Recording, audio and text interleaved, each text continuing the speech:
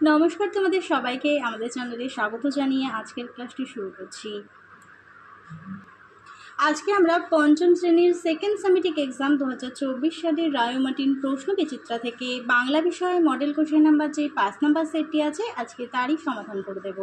চলো আর দেরি না করে এবার আমরা দেখে নিই। তার আগে চ্যানেলে নতুন হয়ে থাকলে অবশ্যই চ্যানেলটিকে সাবস্ক্রাইব করে পাশে থাকা বেল আইকন প্রেস করে রাখো। আর ভিডিওটি ভালো লাগলে অবশ্যই লাইক, কমেন্ট ও বন্ধুদের সঙ্গে শেয়ার করতে ভুলো না। এবার আমরা দেখে নিই। প্রথমেই বলেছে সঠিক উত্তরটি নির্বাচন করো। একের এক দাগে আছে ঝড় কবিতায় শিশুটি খেলা করতে গিয়েছিল। উত্তর হবে মাঠে। উত্তর হবে মাঠের ধারে। একের দুই দাগে আছে গরান গাছের ফুল। উত্তর হবে হলুদ রঙের। একের তিন দাগে আছে আখের আগার অংশ হলো। উত্তর হবে নোনতা। এরপরে আছে মনে পড়ে ড্যাশ কঙ্কাবতীর ব্যথা। মনে পড়ে অভিমানী কঙ্কাবতীর ব্যথা। এরপরে আছে পাঁচ দাগে বাংলায় লিঙ্গের প্রকার। উত্তর হবে চার প্রকার: পুংলিঙ্গ, স্ত্রীলিঙ্গ, উভয়লিঙ্গ আর ক্লীবলিঙ্গ। এরপরে দেখো সংস্কৃত ভাষায় দুটি বোঝাতে ব্যবহৃত হয়। উত্তর হবে দ্বিবচন। একটি বোঝাতে এক বচন, দুটি বোঝাতে দ্বিবচন। দুটি বোঝাতে দ্বিবচন। এবার চলে যাই দুই দাগে। দেখো দুই দাগে বলেছে নিচের প্রশ্নগুলো উত্তর দাও। দুইয়ের এক দাগে বলেছে ধনাই কিসের মন্ত্র জানে। উত্তর হবে মৌচাক কাটার জন্য মৌমাছিকে ভুল পথে চালিত করার মন্ত্র জানে।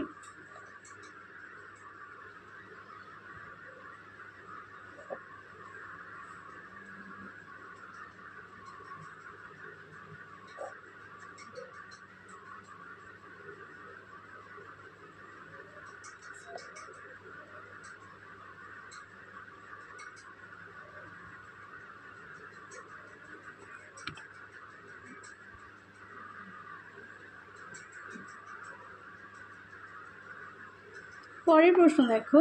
দুইয়ের দুই দাগে বলেছে বনের পরীর আশীর্বাদে দ্বিতীয়বার ফণিবনসা কেমন পাতা হয়েছিল। উত্তর হবে কাছের পাতা হয়েছিল।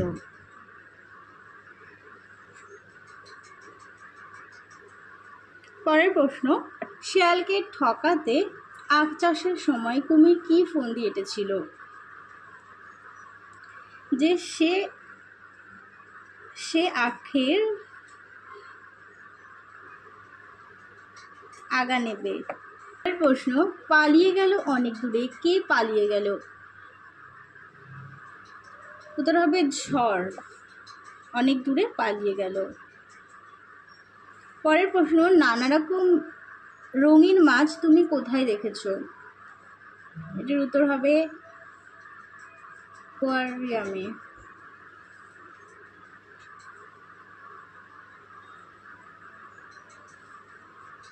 পরের প্রশ্ন রবীন্দ্রনাথ ঠাকুর কত সালে নোবেল পুরস্কার পান। এটি হবে 1913।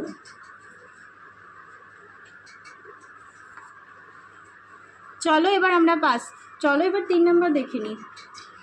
এবার দেখো 3 নম্বরে চলে যাই। 3-এর এক দাগে আছে মায়াতরু শব্দটির অর্থ কী। এটা হবে মায়াবী গাছ। আর কবিতায় গাছকে মায়াতরু বলা হয়েছে কেন। বাংলা সহায়িকার 86 নম্বর পেজে পেয়ে যাবে।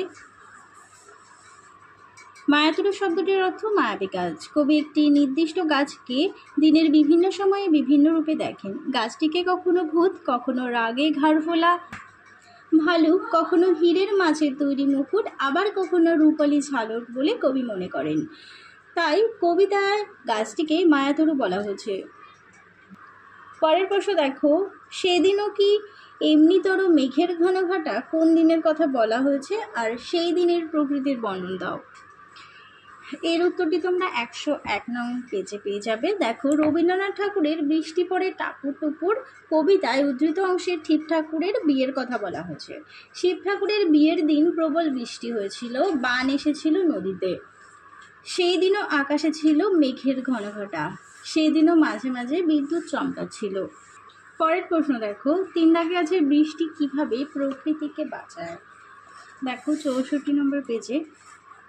বৃষ্টি হলে প্রকৃতিতে যেন নতুন প্রাণের সঞ্চার ঘটে। বৃষ্টি হলে নদীনালা, খালবিল, পুকুরগুলো জলে ভরে যায়, ফলে ভালো ফসল জন্মায়, অনেক মাছ পাওয়া যায়। বৃষ্টি হলে গাছপালাগুলো সবুজ ও সতেজ হয়ে ওঠে।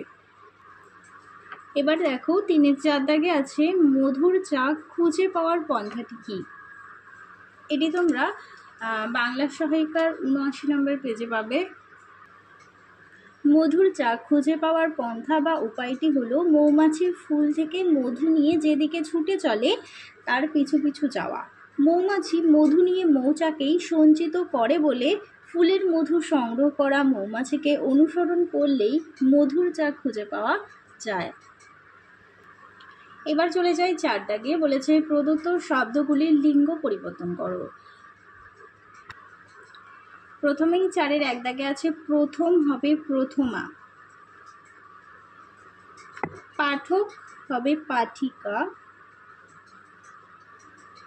গুণবান হবে গুণবতী, বনপ হবে বনঝি।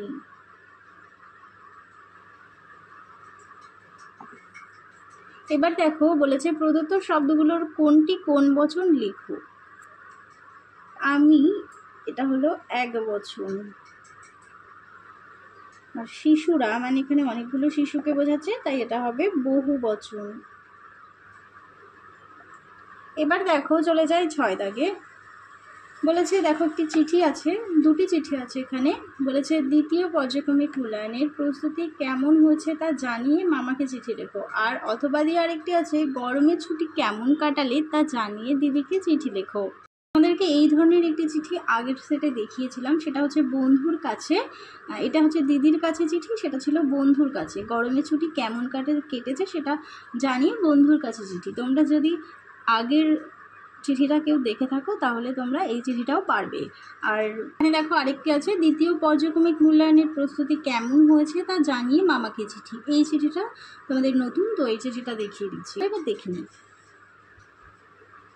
19 নং দমদম রোড, কলকাতা 70074, 4/4/2024। শ্রী চরণেশ্বু মামা, আশা করি তুমি ভালো আছো। বাড়ির বড়দের আমার প্রণাম জানিও, আমিও ভালো আছি। তুমি জানতে চেয়েছো আমার আসন্ন পরীক্ষার প্রস্তুতি কেমন হয়েছে। এবার আমি খুব মনোযোগ দিয়ে পড়াশোনা করছি। ইংরাজি ও বিজ্ঞান, ভূগোল বিষয়গুলো পড়তে আমার খুব ভালো লাগছে। এছাড়াও বাংলা পড়তে বেশি ভালো লাগছে। রচনাগুলো মুখস্থ করে লেখা অভ্যাস করছি। প্রথম পর্যায়ক্রমিক মূল্যায়ন পরীক্ষার অঙ্কের নম্বর ভালো হয়নি, আর বাকি বিষয়ে ভালো নম্বর পেয়েছি। তুমি তো জানো আমি অঙ্কে একটু কাঁচা, তাই প্রতিদিন আমি 10-12টা করে অঙ্ক অনুশীলন করছি। আশা করি আসন্ন দ্বিতীয় পর্যায়ক্রমিক মূল্যায়নের ভালো ফল করতে পারবো। আমাদের পরীক্ষা শুরু হবে জুলাই মাসে। আর বেশি কিছু লিখলাম না। মামিকে নিয়ে আমাদের বাড়িতে একদিন এসো, আমরা সবাই তোমাদের প্রতীক্ষায় থাকবো। তুমি ও মামিমা আমার প্রণাম নিও। ইতি তোমার বিনয়। ডাক টিকিট, প্রাপক শ্রী অমল দাস, মাঝদিয়া নদিয়া, পিন নং 74-1257। তাহলে চলো তোমাদের 5 নম্বর মডেল সেটটি সমাধান করে দিলাম। আজকের মতো এখানেই শেষ করছি। ভিডিওটা ভালো লাগলে অবশ্যই লাইক, কমেন্ট ও বন্ধুদের সঙ্গে শেয়ার করতে ভুলো না। সবাই ভালো থেকো, সুস্থ থেকো, টাটা।